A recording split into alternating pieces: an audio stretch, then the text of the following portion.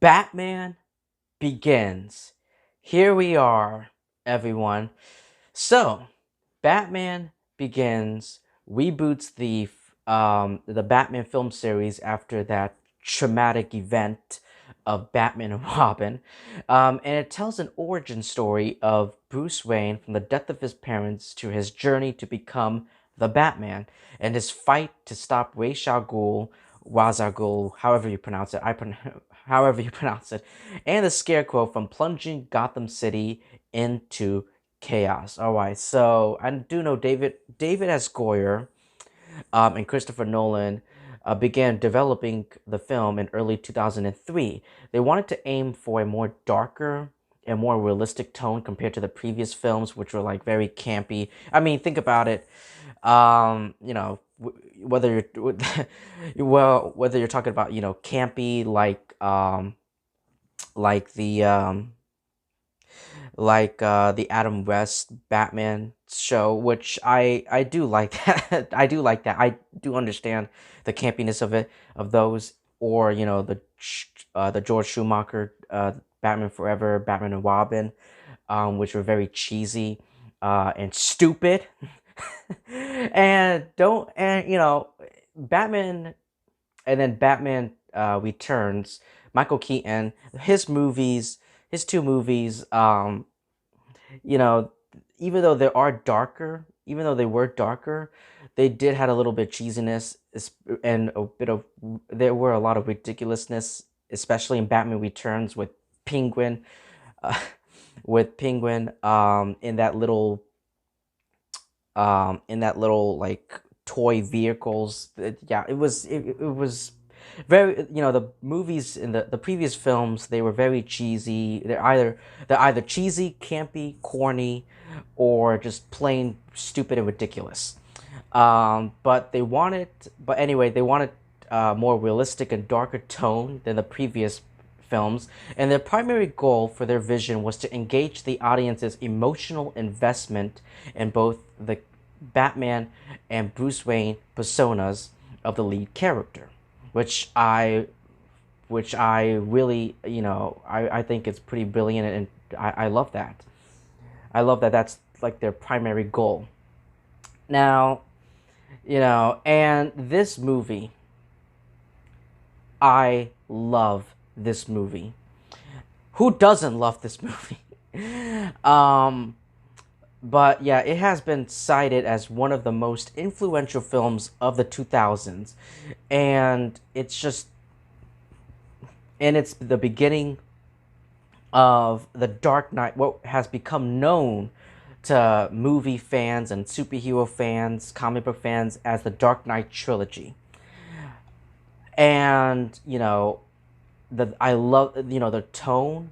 The film was met with so much praise for the tone, for Christian Bale's amazing performance, the action sequences. I do love the score. Like when I listen to the score on Spotify, I immediately think like this is the theme song for Batman Begins. And I love the emotional weight that is brought to this film, and the characters. So yeah, and going through it, Christian Bale is just amazing as Bruce Wayne Batman. Something I never really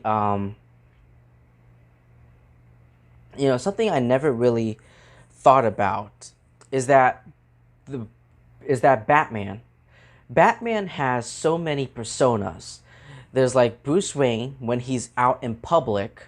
When he's out in public, he's this rich philanthropy, this asshole, throwing his money in the air, hanging out with supermodels, a real playboy asshole, kind of like Tony Stark.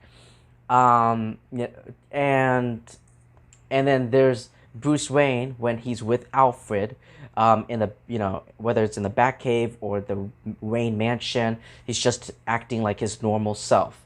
And then there's the third persona, which is Batman, the vigilante of Gotham City who fights crime and is a hero. I never thought about that. I never thought about that the Batman identity is broken down to these like different personas, and I think it's such a brilliant um, way to differentiate between each of these identities and personas. I loved it.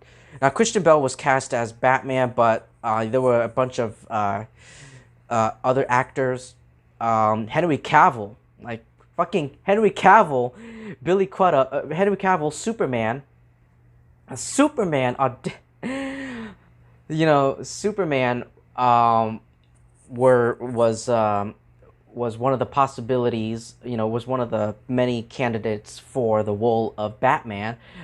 He didn't get it, but little did, Henry Cavill, this was like 2003. There were, this was like 2003, all right? 2003, 2004. This is 2003/2004. Henry Cavill, no one was a nobody. Henry Cavill was a nobody. Nobody even heard of him. Little did they know that in 2012 slash, little did they know that he would later become Superman. He would later become Superman. So I think I think that was really cool. And then Billy Crudup, Jake Gyllenhaal, Heath Ledger, who would later be cast as Joker in the sequel, and then Cillian Murphy, who didn't get the role, but he did play. He was later cast as Dr. Jonathan Crane, the Scarecrow. So I thought it was I thought that was pretty cool. Like, I didn't know Henry Cavill. I didn't know Henry Cavill was interested in playing, took interest or auditioned for the role of Batman, which, oh my god. And also, let's, after, scrolling through this cast list, there are some, there are some amazing, like, A-list actors. Oh my god, Michael Caine, Liam Neeson, Gary Oldman, like, oh my god, Morgan Freeman. Just like so many A-list actors and talent in this movie, and I loved it. And Michael Caine as Alfred, who's the butler to Bruce's parents, who continues his loyal service to their son after their deaths, and he is his closest confidant. And I just, you know, you know, I, you know, Alfred is kind of like, Batman's godfather. And he's just there acting like a parent. He's like the second father figure to Bruce Wayne. He takes care of him. He's worried about him. And he helps him with, him becoming this Batman. And then moving on, we got Liam Neeson, who is Ducard, the leader of the League of Shadows.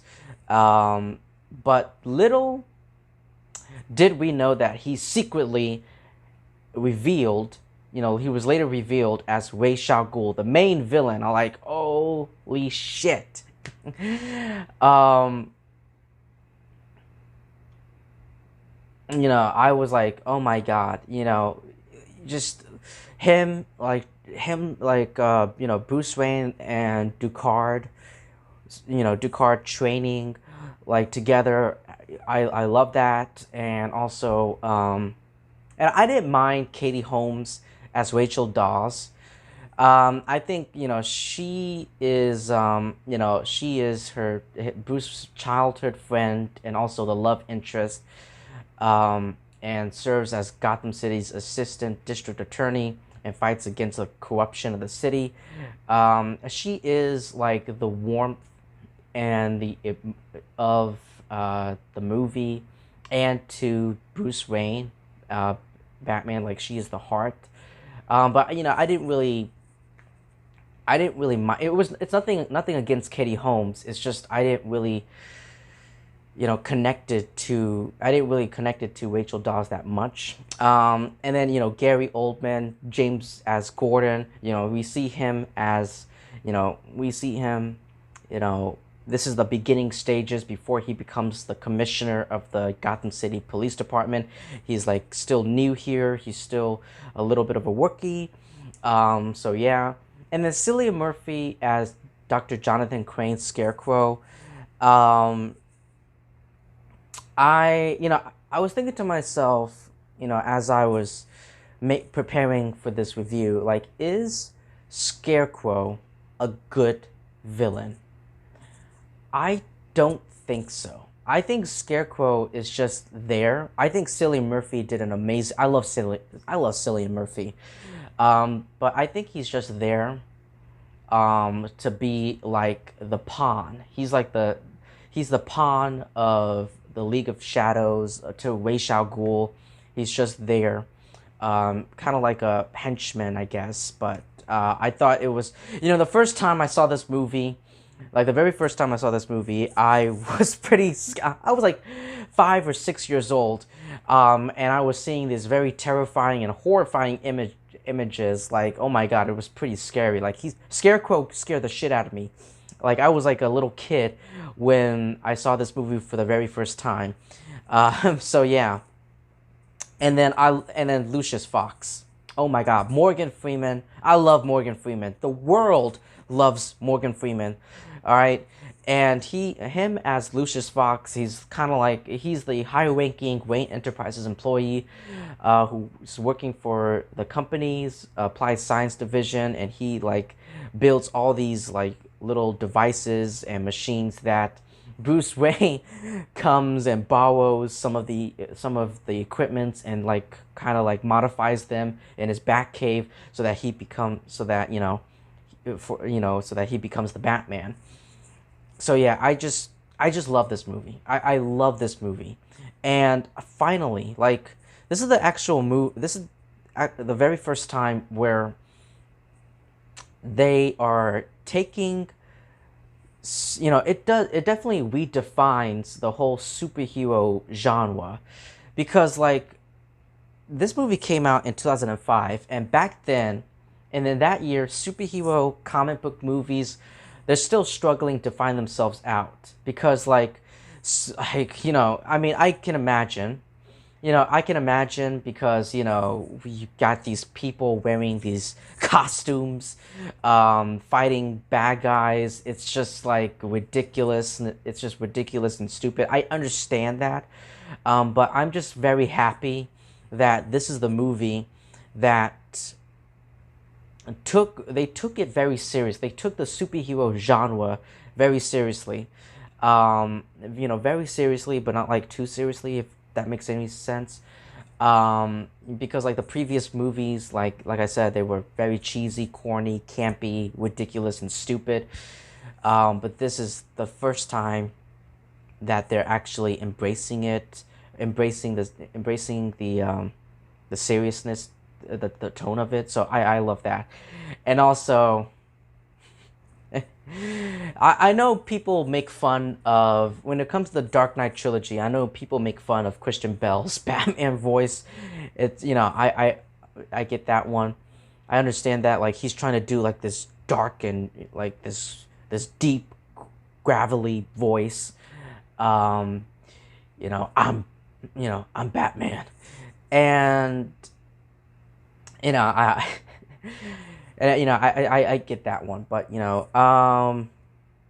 so yeah, I don't have much else to say about this movie, except I could go into detail, but I don't really. I could go into detail like I